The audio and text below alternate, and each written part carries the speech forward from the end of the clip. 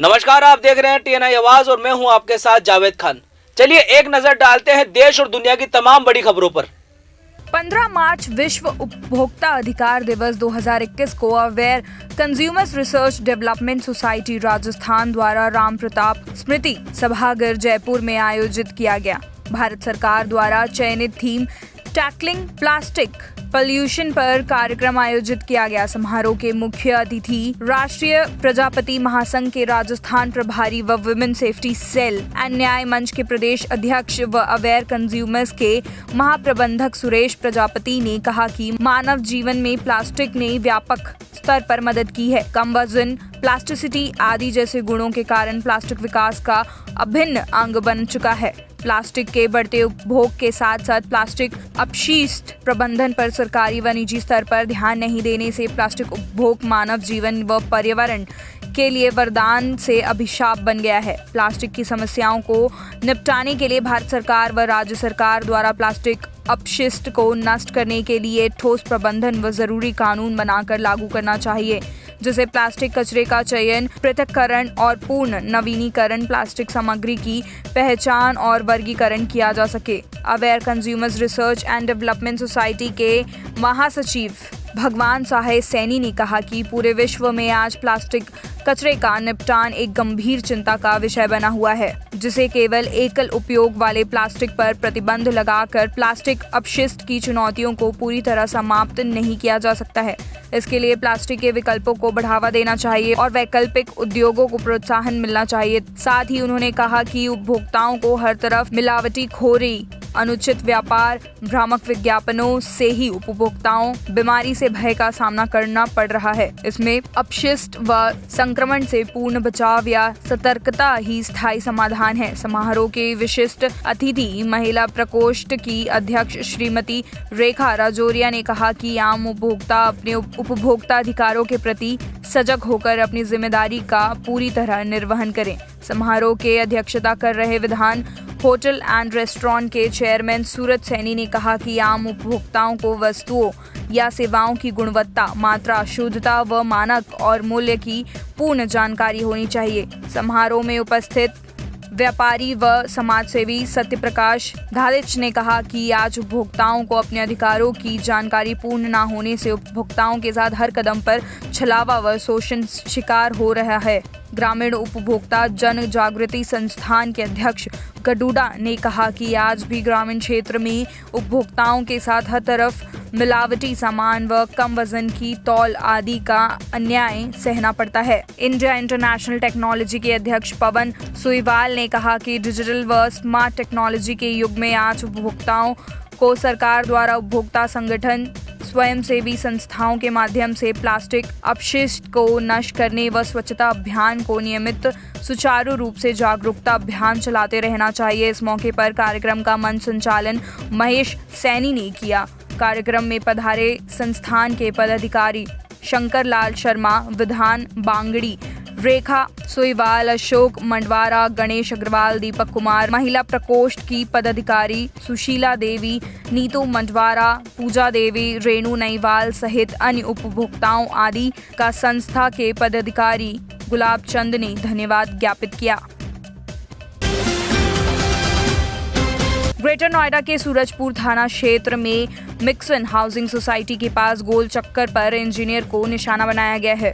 उसे gun point पर लेकर ब्रेजा कार लूट ली। कार में बैठी इंजीनियर की पत्नी और बेटी को भी करीब 200 मीटर तक बदमाश ले गए। बाद में पत्नी और बच्ची को सड़क पर छोड़कर फरार हो गए। मामले की जानकारी पुलिस को मिली। मौके पर मौजूद है पुलिस बदमाशों की तलाश में कॉम्बिंग कर रही है। मिली जानकारी के अनुसार निशांत शहर की ओप्पो मोबाइल कंपनी में इंजीनियर है। वह ओमेक्स पाम ग्रीन सोसाइटी में रहते हैं। उसकी पत्नी और बेटी के साथ ब्रेजा कार से मार्केट में सामान लेने आए थे। मिक्सिंग हाउसिंग सोसाइटी के पास गोल चक्कर पर सब्जी खरीदने लगे। सब्जी लेकर जब कार के पास वापस लौटे तो लुटेरों ने उन्हें गन पॉइंट पर ले लिया। उनकी ब्रेजा कार की चाबी छीनी और कार लेकर फरार हो गए। कार में निशांत की पत्नी और बच्ची भी बैठे हुए थे। बदमाशों ने उन दोनों को करीब 200 मीटर दूर सड़क पर छोड़ दिया और फरार हो गए। निशांत ने फोन करके पुलिस कंट्रोल रूम को सूचना दी। पुलिस का कहना है कि प्रकरण संज्ञान में है। पुलिस बल मौके पर मौजूद है। पीड़ित की पत्नी को सकुशल घर भेज दिया गया। पीड़ित थाना परिसर पर मौजूद है। जांच करके आवश्यक विधिक कार्रवाई की जा रही है। घटना का अनावरण करने के लिए टीम का गठन कर दिया गया है। शीघ्र ही घटना का अनावरण किया जाएगा। ये एक सूचना अभी हम लोगों को प्राप्त हुई थी कि यहाँ पे एक सज्जन सब्जी खरीदने आए थे और उनकी गाड़ी खड़ी थी, उसमें चाबी लगी हुई थी। पीछे से 2 लड़के आए, गाड़ी के अंदर बैठे और गाड़ी को ले गए और आगे जा कर के जो है वो लेफ़्ट टर्न करके भाग गए हैं। जिसमें चूँकि हमारी पुलिस की गाड़ी भी वहाँ से आ रही थी, उनको जैसे ही बताया गया उन्होंने चेज़ भी किया, पर चूँकि 2 गेट थे तो एक गेट से निकल गए। बट हमें महत्वपूर्ण इसमें सुराग मिले हैं, कुछ क्लूज़ मिले हैं और हमारी टीमें लगी हुई हैं, जल्दी ये वर्कआउट हो जाएगी। सर, कार के अंदर क्या उसकी पत्नी भी थी, इंजीनियर की? हाँ, फैमिली थी, बच्ची थी एक और लेडी थी। हालांकि उनके साथ कोई घटना नहीं हुई है, मेरी उनसे बात हुई है तो उन्होंने जो है वो मारपीट की किसी बात से इनकार किया और उनको आगे जाकर के उतार दिया गया था। तो कितने बदमाश थे सर? 2 बदमाश बताए जा रहे हैं। हथियार बाकी किस तरह के थे सर उनके पास? अभी जो है वो किस तरह के हथियार थे ये तो जानकारी नहीं हो पाई है। कुछ सीसीटीवी सर फुटेज? हाँ, अभी उस पर हम काम कर रहे हैं और हमारे पास कुछ क्लूज़ हैं, जल्दी वर्कआउट हो जाएगी। भारतीय किसान क्रांति यूनियन के जिला अध्यक्ष मोहम्मद खलील शाह की अगुवाई में एक ज्ञापन उप जिला अधिकारी उतरौला को सौंपा गया, जिसमें मांग की गई कि अमीर गरीब सभी का महंगाई ने कमर तोड़ दिया है। डीजल व पेट्रोल सैकड़ा पार करने वाला है और गैस 1000 पहुंचने वाला है। खाद्य सामग्री भी 2 गुना पहुंचने वाली है। मुख्यमंत्री जी, क्या यही तरीका है किसानों की आमदनी दुगनी करने का? आमदनी तो दुगनी नहीं हुई लेकिन महंगाई दुगनी हो गई। बजाज मिल व अन्य कई मिल सहित किसानों को पैसा दबाई बैठी है। बजाज चीनी मिल ने अब तक पुराना भुगतान नहीं किया है और नया अरबों रुपए रोक लिया है, फिर भी सरकार का कोई जादू असर नहीं हो रहा है। मुख्यमंत्री जी से अनुरोध है कि कोर्ट के ऑर्डर को ध्यान में रखते हुए महंगाई पर काबू पाया जाए व गन्ना मूल्य का तत्काल भुगतान कराया जाए। डीजल, पेट्रोल व गैस का दाम घटाया जाए, नहीं तो आने वाले समय पर माकूल जवाब दिया जाएगा। इस अवसर पर जिला अध्यक्ष मोहम्मद खलील शाह, बचराज वर्मा, जिला महासचिव बड़े लाल पांडे, ब्लॉक अध्यक्ष श्री दत्तगंज सतराम यादव, रामपाल यादव, राम उजागर, दुखी वर्मा, श्री चंद्र रामविलास, भीमराज भर, जीवन लाल यादव, अंकुश पांडे आदि कार्यकर्ता व किसान मौजूद रहे। आज भारतीय किसान क्रांति यूनियन के द्वारा एसडीएम उतरौला को ज्ञापन दिया गया है, इस पर क्या कहना चाहेंगे? हमारे क्षेत्र में बजाज चीनी मिल कई वायदा है जो अगले साल का गन्ना मूल्य अभी 30% से ज़्यादा किसानों का बकाया है। इस साल का संपूर्ण गन्ना पेर करके मिल को बंद कर दिया गया है। ना वो हमारे किसानों को ब्याज देते हैं समय पर और ना नगद भुगतान भी करते हैं, जिससे किसानों में आक्रोश है। अब शादी विवाह, पढ़ाई, दवाई के लिए हमारा किसान दर दर भटक रहा है, जिससे वो पूंजीपतियों से कर्जा लेकर के वो डूब रहा है। आए दिन किसान आत्महत्या कर रहे हैं, लेकिन किसानों की कोई बात सुनी नहीं जाती। इसलिए भारतीय किसान यूनियन के खलील भाई, बड़े लाल, तमाम किसान नेताओं ने जाकर के उनसे निवेदन किया है, मांग किया है कि हमारे किसानों के गन्ना तत्काल ब्याज सहित वापस दिलाया जाए, नहीं तो किसान उग्र होंगे, जिससे शासन प्रशासन की सारी जिम्मेदारी होगी। आप लोगों ने ज्ञापन दिया है एसडीएम को, क्या मांगे हैं? हमारी मांगे हैं तो हमारी जिला अध्यक्ष ने बताया। आज हम लोग किसान यूनियन, क्रांति यूनियन के सभी पदाधिकारी, जिला अधिकारी महोदय उतरौला को मैंने ज्ञापन दिया है महंगाई की बेहतर बढ़ोतरी के लिए, जो कि गैस, पेट्रोल, डीजल के दाम हाई पावर पे बढ़ रहे हैं। ये जो हमारी सरकारें हैं, कंपनी की सरकार है, अडानी और अंबानी की सरकार है, मैंने मांग किया उस महोदय से, जिलाधिकारी महोदय से कि हमारी मांगों को पूर्ण की जाए।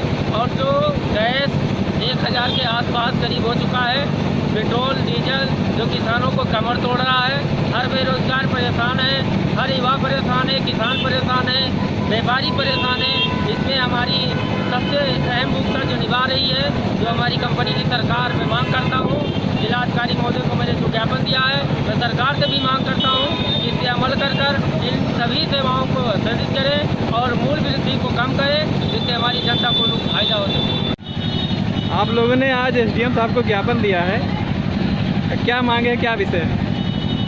आज भारतीय किसान क्रांति यूनियन बड़े दत्तगंज आपके चैनल के माध्यम से मैं ये अपने विचार रख रहा हूँ कि सरकार की इसी तरीके से अपनी मनमानी कार्य अगर चलता रहा, किसानों की नहीं सुन रही है। अब तक के हमारे 200 किसान मर भी चुके आंदोलन में और किसान अपनी हट पर सरकार अपनी हट पर अड़ी बैठी है, अगर अपने हठीलेपन को नहीं छोड़ रही है तो भारतीय किसान क्रांति यूनियन इसका विरोध करेगा और खुलकर विरोध करेगा। ये महंगाई को देखते हुए आज किसान का खेत नहीं सींचा जा रहा है, डीजल उनके पास नहीं उपलब्ध हो पा रहा है। अन्य तरीके से युवा जो है वो परेशान है रोजगार के लिए। सरकार कह रही है मैं आय दुगना कर रहा हूँ। आय दुगना सरकार किसानों की नहीं कर रही है, बल्कि अपनी आय दुगना कर रही है, अपनी बढ़ा रही है आय। हम किसानों की कोई लाभ नहीं है इससे, क्योंकि अपने मित्रों की वो आय दुगना करवा रही है इस समय, जिसके लिए आज आप लोगों ने एसडीएम साहब को ज्ञापन दिया है, क्या प्रमुख मांगे हैं? सबसे पहले मैं टीवी चैनल को नमस्कार करता हूं कि जो टीवी चैनल के द्वारा लोगों तक आवाज़ व चित्र पहुंचाई जाती है, इसके लिए आप बधाई हैं। और मैं ज्ञापन जो दिए हैं एसडीएम साहब को, उसमें महंगाई को लेकर के ज्ञापन दिए हैं। जैसे अभी जो है जिलाध्यक्ष ने बताया कि डीजल पेट्रोल 100 के करीब जा रहा है और गैस 1000 के करीब जा रहा है, और इसी कड़ी में गन्ने का भुगतान नहीं हो रहा है। इससे किसान बहुत परेशान है, किसानों की कमर टूट गई है। और माननीय मुख्यमंत्री जी का वादा था कि हम जो है आमदनी दुगना करूँगा, तो ये लगता है मुझे कि आमदनी नहीं, उनकी जो है महंगाई दुगनी हो रही है और किसान जो है कर्ज के तले दबता जा रहा है। ऐसी स्थिति में किसान बहुत परेशान है, उसकी कमर टूट रही है। यही दशा रहा तो आने वाले दिनों में किसान जो है जवाब इसका दे देगा। और सरकार का काम है सरकार चलाना, लेकिन उनके जो गवर्नर होते हैं उनका काम है महंगाई पर काबू पाना। ठीक इसी तरह अगर इंजन में गवर्नर काम न करे तो इंजन उड़ती जाएगी, डीजल खाता रहेगा। इसी तरह जो है माननीय मुख्यमंत्री जी को अपने गवर्नर को टाइट करके जो है महंगाई को रोकना चाहिए, जिससे जो है किसान सुख शांति से जीवन यापन कर सके। महंगाई से किसान बहुत ऊब चुका है, ये आने वाले चुनाव में किसान अवश्य जवाब दे। आज आप लोगों ने एसडीएम साहब को ज्ञापन सौंपा है, क्या मांगे हैं, क्या है? पहले मैं आपको चैनल को धन्यवाद करता हूँ। आज का ज्ञापन था डीजल पेट्रोल महंगाई के संबंध में जिलाधिकारी उतरौला जिलाधिकारी उतरौला को दिया गया है। डीजल और पेट्रोल 100 के पार हो रहा है, गैस 1000 के पार होने वाला है। खाने पीने की तमाम सामग्री 2 गुना बेतहाशा महंगाई बढ़ रहा है।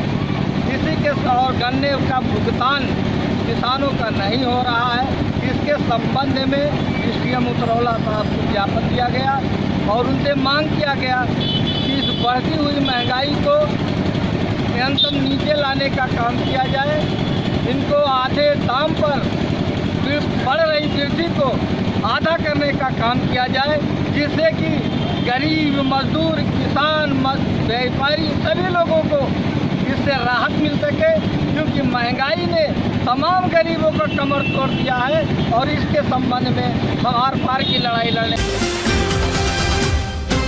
शिया वक्फ बोर्ड के चेयरमैन वसीम रिजवी के बयान को लेकर जहां एक तरफ पूरे देश में विरोध प्रदर्शन हो रहे हैं, वहीं दूसरी तरफ तंजीम उलेमाए अहले सुन्नत फैजाबाद के मौलाना व उलेमा ने अपनी विरोध जताया और कहा कि वसीम रिजवी का यह बयान आस्था के विषय पर ठेस पहुंचाने वाला है। अब वह चाहे राजनीतिक दबाव में कर रहे हों या अपनी खुद की, अब उनकी बात पूरी तरह से गलत है। और दी गई याचिका में उन्होंने 26 आयतों को हटाने की कुरान पाक से बात कही है, उसका हम सभी उलेमा व मौलाना विरोध करते हैं और कोर्ट से मांग करते हैं कि याचिका खारिज कर वसीम रिजवी को गिरफ्तार करने का काम करें। फैजाबाद के इमाम मुफ्ती शमसुल कमर ने कहा कि वसीम रिजवी को इस्लाम मुखालिफ गतिविधि में लिप्त होने व मुसलमानों के महजबी भावनाओं को भड़काने के आरोप में गिरफ्तार करके मुकदमा चलाने का आदेश दिया जाए। वसीम रिजवी द्वारा शिया वक्फ बोर्ड के चेयरमैन रहते हुए जो भ्रष्टाचार किया गया है उसकी सीबीआई जांच कराई जाए। आज सिटी मजिस्ट्रेट के माध्यम से मुख्यमंत्री व प्रधानमंत्री को ज्ञापन सौंपा गया,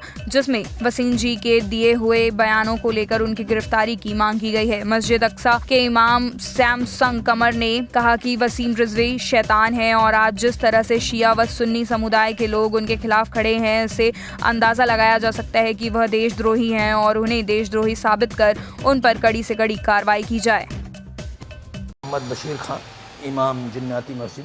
मैं ये मुतालबा करता हूँ हुकूमत हिंद से कि इमाम डॉक्टर शाह और उलमा अहले सुन्नत की तंजीम के उलमा इकराम ने जो मुतालबा किया है उसकी मैं तायीद करता हूँ। उनकी मांग बिल्कुल दुरुस्त है। उस वसीम रिजवी शैतान को कैद किया जाए और क़वानीन के लिहाज से हुकूमत हिंद उसे सज़ा दे, जिससे कि आइंदा कोई वसीम रिजवी शैतान पैदा ना हो, कुरान के ख़िलाफ़ कोई कदम उठाने की हिम्मत व जुरात हिंदुस्तान में ना कर सके, जिससे कि अमन व सुकून हिंदुस्तान का बरकरार रहे, मुल्क तरक्की करे, कोई दिक्कत व रुकावट ना आवे। तो हो सकता है अपना ओहदा ऊंचा करने के लिए करना चाहते या कम अकली जाहिलियत की बुनियाद पर उसने ये बयान दिया है, जबकि उसको या तमाम हिंदू या दीगर मज़ाहिब के लोगों को ही मालूम है कि अल्लाह ताला का वादा है, कुरान में कोई तब्दीली कतान कभी ज़माने में न हुई है, न हो सकती है, न कभी होगी। मोहम्मद बशीर खान, ख़तीब व इमाम, जिन्नाती मस्जिद नहरबाग, नियामा, फैज़ाबाद। बिस्मिल्लाहिर्रहमानिर्रहीम। कुरान करीम अल्लाह का कलाम है और ये कभी ना मिटने वाला ऐसा कलाम रब्बानी है जिसमें कभी भी किसी तरह की कोई तरमीम व तनसीख नहीं हो सकती। कुरान पाक हमेशा अपने शान व शौकत के साथ बरकरार रहेगा, क्योंकि ये हमारे रब का वादा है। अब अगर वसीम रिजवी जैसे जाहिल और शैतान सिफत लोग कुरान पाक की शान में बेअदबी करें तो वो ख़ुद तो मिट जाएंगे, लेकिन कुरान बाकी रहेगा। वसीम रिजवी ने जिस तरह से घिनौनी हरकत किया है और नापाक इक़दाम करके मुल्क की शांति को भंग करने की कोशिश किया है। अभी कुछ देर पहले हम तंजीम उलमाए अहले सुन्नत शहर फैज़ाबाद और अवाम अहले सुन्नत मुसलमानों ने शहर फैज़ाबाद के एक ज्ञापन माननीय मुख्यमंत्री जी को और प्रधानमंत्री जी को ज़िला अधिकारी महोदय के ज़रिए भिजवाया है। यही है कि हुकूमत ऐसे शख्स को फौरी तौर पर गिरफ़्तार करे, अरेस्ट करे, ताकि मुल्क में अमन व अमान बरकरार रहे। अगर ऐसा नहीं किया जाता है तो मुल्क के अमन को ख़तरा है और इससे मुल्क में फ़िरका वाराना फसादात का भी अंदेशा है। शिया बिरादरी ने इसको अपने बिरादरी से खारिज कर दिया है। गुज़िश्ता कई महीनों से ये अपने गलत बयानबाजी की बुनियाद पर मुतनाज़ा हो गया है और हमेशा गलत बयान दे करके ये चर्चों में रहने की कोशिश करता है। इसलिए हुकूमत फौरी तौर पर इसको अरेस्ट करे, गिरफ़्तार करे, इसे जेल भेजे और जो कुछ इसने सुप्रीम कोर्ट में दायर किया है, सुप्रीम कोर्ट भी इस पर जुर्माना आयद करे। माननीय सुप्रीम कोर्ट से ये मेरी गुजारिश है, चूँकि इसने सुप्रीम कोर्ट का वक्त भी ज़ाय किया है, सुप्रीम कोर्ट का टाइम बर्बाद किया है। ये धार्मिक किताब है और धार्मिक किताब किसी अदालत का विषय नहीं हुआ करता है, इसलिए इस पर सख्त से सख्त कार्रवाई होनी चाहिए। इसे गिरफ़्तार और अरेस्ट करने का हुक्म जारी करना चाहिए। मुतालबा यही है, क्योंकि इसके कुरान पाक पर इस तरह का घिनौना हमला करने की वजह से सिर्फ़ हिंदुस्तान ही नहीं बल्कि पूरी दुनिया के मुसलमानों में नाराज़गी है और जिस चीज़ से आवाम में नाराज़गी पैदा हो उस चीज़ से कहीं न कहीं शांति भंग होने का अंदेशा है। इसलिए ज़रूरत इस बात की है, एक आदमी की वजह से लाखों करोड़ों नहीं बल्कि कई बात से मुत्तफिक हूँ कि उस पर देशद्रोही का मुकदमा चलाया जाए और उसको फ़ौरन अरेस्ट किया जाए, इसलिए कि उसने एक मुसलमानों के एक बड़े तबके को उनकी धार्मिक किताब पर उसने हमला किया है और उसकी दरीदा देहनी यहाँ तक पहुँची कि उन 26 आयतों के ताल्लुक़ से उसने कहा कि ये हिंसक हैं, जबकि कुरान मजीद की आयतें अमन व अमान और शांति का पैगाम देती हैं। ये अल्लाह का कलाम है, किसी इंसान की ये ताबो ताकत नहीं कि कलामुल्लाह में वो अपनी तौर से तब्दीली करे। और कुरान का इरशाद भी ला तब्दील लिकलिमातिल्लाह, अल्लाह के कलाम में कोई तब्दीली, तरमीम, तनसीख मुमकिन ही नहीं है। तंजीम उलमा अहले सुन्नत के जनरल सेक्रेटरी की हैसियत से हुकूमत वक्त से मुतालबा करता हूँ कि उसे फौरी तौर पर अरेस्ट किया जाए और जेल की आहिनी सलाखों में उसे कैदो बंद का हुक्म दिया जाए। माननीय जिला अधिकारी के माध्यम से सिटी मजिस्ट्रेट साहब को ज्ञापन दिया गया और वो इस बात के साथ कि वो माननीय मुख्यमंत्री जी और माननीय प्रधानमंत्री जी तक इसे पहुंचाया जाए। गुलाम अली, खतीब व इमाम, मस्जिद उमर, बेगमगंज मकबरा, फैजाबाद। दरअसल मामला पूरनपुर समुदाय स्वास्थ्य केंद्र का है। आज कोविड-19 वैक्सीन टीकाकरण चल रहा था। उसी दौरान भाजपा विधायक बाबूराम पासवान पहुंच गए और उन्हें कोविड वैक्सीन टीकाकरण में लापरवाही की शिकायत मिली, जिससे वह नाराज हो गए और चिकित्सा प्रभारी प्रेम सिंह की जमकर फटकार लगाई और उत्तर प्रदेश मुख्यमंत्री से शिकायत करने की बात भी कही। विधायक की फटकार का वीडियो सोशल मीडिया पर वायरल हो गया है, जिसने कोविड-19 वैक्सीन टीकाकरण की पोल खोल दी है। श्यामनाथ भारद्वाज, आज आप कोविड का टीका लगवाने आए हो, किसके लगवाने आए हो और क्या दिक्कत आ रही है?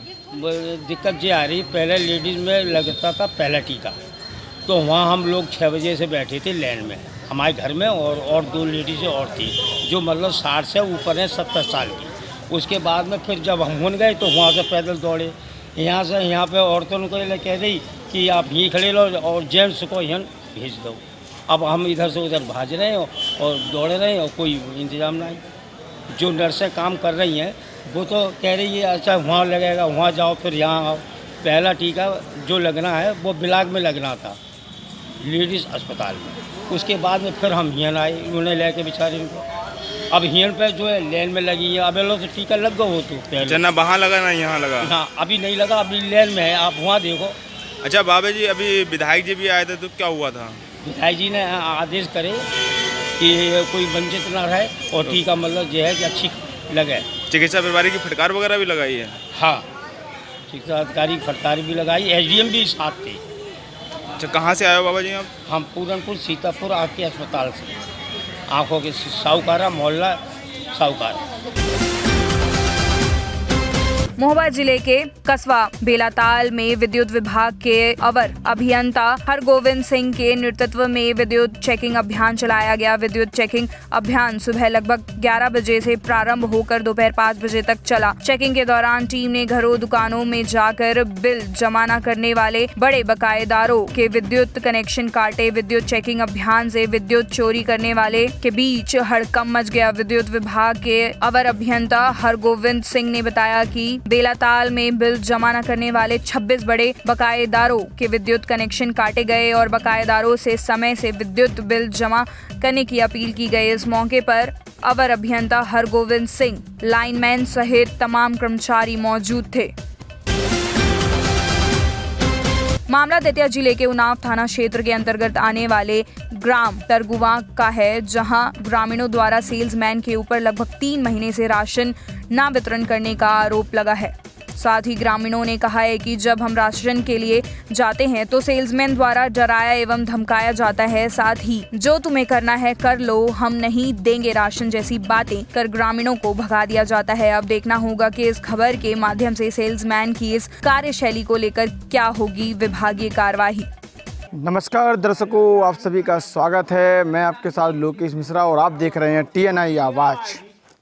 आप सबको बताना चाहूँगा कि मेरे पीछे आप जो लोग एक गरीब लोग देख रहे हैं, ये दतिया ज़िले के ग्राम तरगुवा के आदिवासी समुदाय के लोग हैं, जो इस वक्त आर्थिक तंगी के साथ साथ राशन की समस्या से भी जूझ रहे हैं, जिसका मुख्य कारण है जो सरकारी विक्रेता है राशन की दुकान का, उनके द्वारा इनके हक का राशन इन्हें नहीं दिया जा रहा है।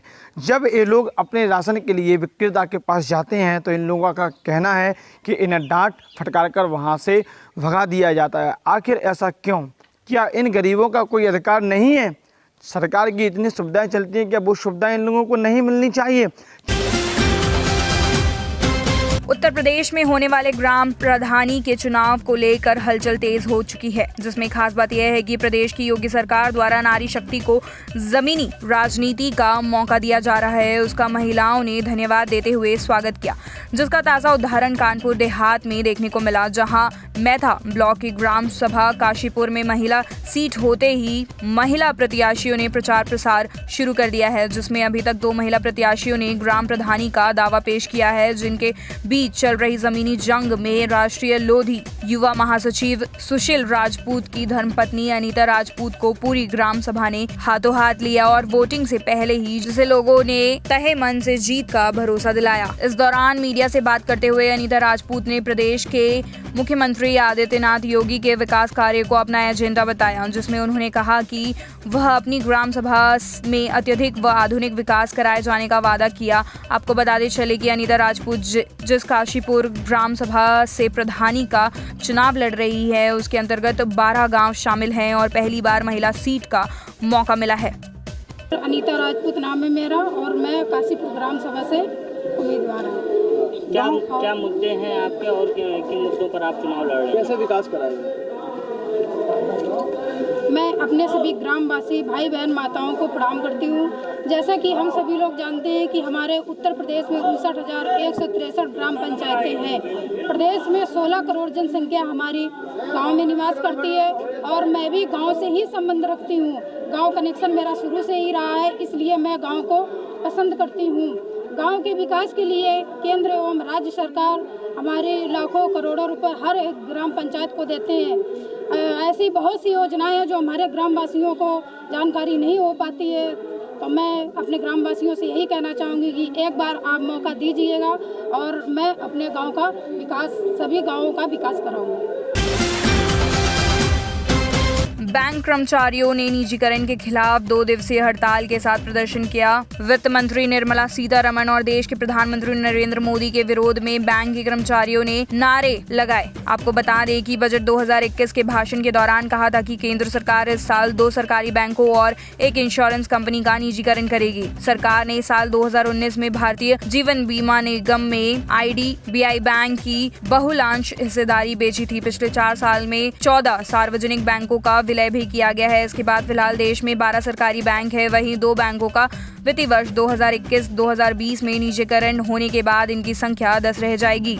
देश के 2 बैंकों के निजीकरण प्रस्ताव के खिलाफ United forum of bank unions के तहत 9 यूनियन ने आज यानी 15 मार्च और कल यानी 16 मार्च 2021 को हड़ताल का ऐलान किया है। All India bank employees association के महासचिव CH वेंकट चलम ने दावा किया था कि करीब 10 लाख बैंक के कर्मचारी इस हड़ताल में शामिल होंगे। Punjab national bank, state bank of India, Canara bank समेत कई सरकारी बैंकों ने अपने ग्राहकों को हड़ताल की वजह से 30 करोड़ रुपए का कामकाज पर असर पड़ने की जानकारी दी थी। मैं अरविंद कुमार द्विवेदी, मुख्य क्षेत्रीय सचिव भारतीय स्टेट बैंक ऑफिसर एसोसिएशन। किस तरह का विरोध प्रदर्शन चल रहा है? ये विरोध प्रदर्शन हम लोगों का 15 और 16 तारीख की स्ट्राइक का है। इसमें United forum of bank union के अंतर्गत सभी बैंक, हमारे जितने नेशनलाइज बैंक हैं, सब इसमें पार्टिसिपेट कर रहे हैं और जो अभी तक देखा गया है 100% हम लोगों की स्ट्राइक सफल रही है। और आज हम लोग का यहाँ पर डिमांस्ट्रेशन और धरना है। कल जोनल ऑफिस मान लो कानपुर में हम लोगों का डिमांस्ट्रेशन और धरना होगा और अगर इसके बाद भी सरकार नहीं मानी तो हम लोग को अनिश्चितकालीन के लिए जाएंगे। मुख्य मांगे हमारी सीट जो निजीकरण हो रहा है, निजीकरण के विरोध में मुख्य मांगे हमारी यही है। जब तक निजीकरण बंद नहीं होगा हम लोग इसी तरीके से डिमांस्ट्रेशन अभी 2 दिन का किया है, टोकन स्ट्राइक नहीं है। इसके बाद हम लोग जो है अनिश्चितकालीन हड़ताल के लिए भी जाएंगे। कितने दिन के लिए अभी आप लोगों ने करी? अभी हम लोग की 2 दिन की स्ट्राइक है, आज और कल। कितना नुकसान अगर देखा जाए तो हो रहा है? नुकसान तो बहुत हो रहा है, करीब 30,000 करोड़ रुपए का नुकसान होगा, मेरा अनुमान है। मैं अनिल मिश्रा, मंडल सचिव Punjab national bank officer association. कितना नुकसान अगर नुकसान क्या है कि अब समाज सेवा से समाज वंचित है और हम समाज सेवा को करने से वंचित हो रहे हैं सरकार की गलत नीतियों से। जो हमारा राष्ट्रीयकृत बैंक का ध्येय है राष्ट्र सेवा, समाज सेवा, तो इस सरकार ने अभी पिछले 2 साल में 14 बैंकों को मर्जर करने के बाद ये तुरंत एक शगुफा छोड़ दिया निजीकरण का। इसकी आवश्यकता क्या थी? सरकार को उसका ज्ञान नहीं है। ये बहुत बचकानी और इमेच्योर टाइप के जो स्टेटमेंट सरकार दे रही है, उससे हमारे समाज का, हमारे बैंकर्स का बहुत नुकसान हो रहा है। दौसा जिले की नव निर्वाचित राहुवास तहसील क्षेत्र के ग्राम पंचायत ढोलावास की धांधिया की ढाणी में आज हनुमान जी महाराज के मंदिर के निर्माण हेतु फुलेरा दोज के शुभ मुहूर्त पर भूमि पूजन किया, जो ढोलावास की धांधिया वाली ढाणी की सभी महिला एवं पुरुष एवं आसपास के पड़ोसी गांव के पंच पटेलों और मौजूदगी में हुआ। गांव के लोगों ने बताया कि यह प्राचीन मंदिर कई वर्षों पूर्व से ही यहां पर बना हुआ था, जो भारत माला हाईवे निर्माण परियोजना के बीच में आ जाने के कारण मंदिर को हाईवे के मध्य से हटाकर पीपली कोलीवाड़ा लिंक रोड से करीब 100 मीटर की दूरी पर आज मंदिर का भूमि पूजन एवं शिलान्यास समारोह आसपास के पड़ोसी गांव के सैकड़ों पंच पटेलों की सानिध्य में हुआ। इसी के साथ आज से ही मंदिर निर्माण का कार्य शुरू हो गया है। मंदिर निर्माण के लिए भारत माला हाईवे कंपनी की तरफ से 28 लाख रुपए स्वीकृत हुए हैं। बताया जा रहा है कि इस हनुमान जी के मंदिर निर्माण हेतु जन सहयोग करके करीब 80 लाख रुपए की लागत से मंदिर का निर्माण करवाया जाएगा। इस अवसर पर गिरिराज प्रसाद शर्मा ढोलावास, सत्यनारायण मीणा, कन्हैया लाल मीणा कुंतलवास, दौलत राम मीणा पूर्व सरपंच ग्राम पंचायत पालुंदा, बाबूलाल मीणा सरपंच प्रतिनिधि ग्राम पंचायत ढोलावास, गिरिराज खेतवाल, सीताराम ठेकेदार पातलवास, श्री नारायण मीणा रामनिवास रामपुरा, रामनाथ खेतिया, गंगा सहाय शर्मा सहित कई प्रतिष्ठा एवं गणमान्य पंच पटेलों की उपस्थिति में मंदिर का शिलान्यास एवं भूमि पूजन किया गया। ये हमारी ग्राम पंचायत ढोलावास के अंदर ये बहुत प्राचीन समय से हनुमान जी का मंदिर था, जो कि दिल्ली मुंबई हाईवे में आ जाने के कारण इसको उठा के साइड में शिफ्ट किया गया है। कोलीवाड़ा और पीपली पतलवा रोड के पास में बहुत प्राचीन मंदिर था, हजारों साल पहले का मंदिर है। ये बहुत आस्था का केंद्र है। इसमें आसपास के गांव जैसे ढोलावास, राहुवास, कोलीवाड़ा, डोब, पातलवास, डूंगरपुर, नया गांव, मतलब 10-20 गांवों का सर्किल का मतलब ये आस्था का केंद्र है।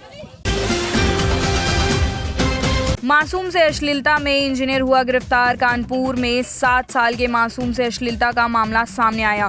बच्चे के साथ HAL के इंजीनियर ने अश्लीलता की। जानकारी होने पर बच्चे के परिजनों ने आरोपी की पिटाई कर दी, जिसके बाद पुलिस को सूचना देकर उससे पुलिस के हवाले कर दिया गया। पुलिस ने FIR दर्ज कर आरोपी इंजीनियर को गिरफ्तार कर लिया। मामला हरबंश मोहल थाना क्षेत्र का है, जहां रहने वाला अनिल पांडे प्रयागराज में HAL में इलेक्ट्रिकल इंजीनियर के पद पर तैनात है। छुट्टी पर वह प्रयागराज से घर लौटा था। उसने दोपहर में पड़ोसी के 7 साल के बच्चे से पानी मंगवाया। जब बच्चा पानी लेकर उसके घर आया तो उसने दरवाजा बंद कर दिया और उसके साथ अश्लीलता की। कुछ देर बाद उसके पिता वहां पहुंचे तो बच्चा 20 रुपए का नोट हाथ में लेकर बाहर निकला। पिता के पूछने पर उसने इंजीनियर की करतूत बताई। इसके बाद बवाल शुरू हो गया। इलाके के कई लोगों ने इंजीनियर को जमकर पीटा। मौके पर पहुंची पुलिस ने इंजीनियर को हिरासत में ले लिया। पुलिस ने इंजीनियर पर छेड़छाड़ पॉक्सो एक्ट के तहत केस दर्ज कराया। पुलिस के अधिकारी मामले में सख्त कार्रवाई करने की बात कर रहे हैं। देखिए, ये कल घटना संज्ञान में आई थी कि एक छोटे के बच्चे के साथ एक जो लगभग 45-50 साल का जो इंजीनियर है, शायद HAL में कार्यरत है, उसके द्वारा उसके साथ गलत हरकत की गई थी। इसी के संदर्भ में मुकदमा कायम हुआ और वो गिरफ्तार कर लिया गया है और दोनों का प्रॉपर मेडिकल करवाया जा रहा है और इसके खिलाफ सख्त धाराओं में कार्रवाई की जा रही है। धर्मेंद्र को नहीं, भाई ममता उतारा मौत के घाट। कानपुर में एक पति ने अपनी पत्नी को केवल इस बात पर मौत के घाट उतार दिया क्योंकि उससे अनबन चल रही थी। पत्नी को मौत के घाट उतारने के बाद पति ने अपनी साथियों की मदद से उसके शव को हाईवे के किनारे फेंक दिया। पुलिस ने हत्यारोपी पति को गिरफ्तार कर लिया और उसके अन्य साथियों की तलाश भी जारी है। पनकी थाना क्षेत्र के रहने वाले धर्मेंद्र की अब पत्नी ममता से अनबन चल रही थी, जिसके चलते दोनों अलग अलग रहते थे। इसी अनबन के चलते धर्मेंद्र ने अपनी पत्नी ममता को मौत के घाट उतार दिया। DIG प्रतिंदर सिंह ने बताया कि चकेरी थाना क्षेत्र में एक महिला का शव मिला था। पूछताछ करने पर मामला सामने आया कि पति ने ही पत्नी को मौत के घाट उतारा है। DIG का कहना है कि हत्यारोपी पति को गिरफ्तार कर लिया है और हत्या में कितने और लोग शामिल है, इसकी जाँच की जा रही है। केरी में एक अज्ञात महिला का शव मिला था और सभी आसपास के क्षेत्रों में उसकी पूछताछ की जा रही थी। 3 टीमें हमारी पूछताछ कर रही थी। उस महिला की आइडेंटिफिकेशन हो गई है। पनकी थाना क्षेत्र में एक महिला कल रात में अपने पति के साथ गई थी। उसके पति के साथ उनका अलग अलग रहते थे, वो वैसे अलग रहते थे, लेकिन कभी कभी उनका मिलना होता था। इसमें पति ने कबूला है कि उसने अपनी पत्नी की का मर्डर किया है, और मर्डर करने के बाद उसकी जो डेड बॉडी है वो चकेरी थाना क्षेत्र में हाईवे के किनारे उसने डाली है। इसमें पति गिरफ्तार कर लिया गया, धर्मेंद्र उसका नाम है, उसको गिरफ्तार कर लिया गया है और उससे गहनता से पूछताछ कर रही है हमारी टीमें कि अगर कोई और भी इस घटनाक्रम में इन्वॉल्व है तो उसकी भी जल्द गिरफ्तारी होगी। जिस गाड़ी से ये लोग लेके गए हैं उसको, पत्नी को, उसको भी ट्रेस कर लिया गया, उसको भी जल्द से जल्द बरामद किया जा रहा है। अब लगातार हमारा प्रयास है कि इस पूरे घटनाक्रम में जो भी अगर कोई और दोषी है तो उसके खिलाफ कार्रवाई कर ली जाए। पति गिरफ्तार हो गया, जिसने मेनली इस महिला का, जिसका संभवतः नाम अभी तक ममता सामने आया है, उसकी बॉडी चकेरी में मिली थी। मैंने आपको जैसे पहले भी बताया कि ये दोनों सेपरेट रह रहे थे, इनमें आपस में पारिवारिक विवाद चल रहा था। उस बात को लेकर ये संज्ञान में आया कि इनमें कोई वाद विवाद हुआ है कल जब इकट्ठे गए हैं। ये पूरा घटनाक्रम है और बाकी की डिटेल्ड इनसे पूछताछ की जा रही है। जो भी तथ्य संज्ञान में आएगा वो सामने लाया जाएगा। फिलहाल TNI एक्सप्रेस में सिर्फ इतना ही। देश और दुनिया की तमाम खबरों के लिए आप देखते रहिए TNI आवाज, आपकी आवाज के साथ।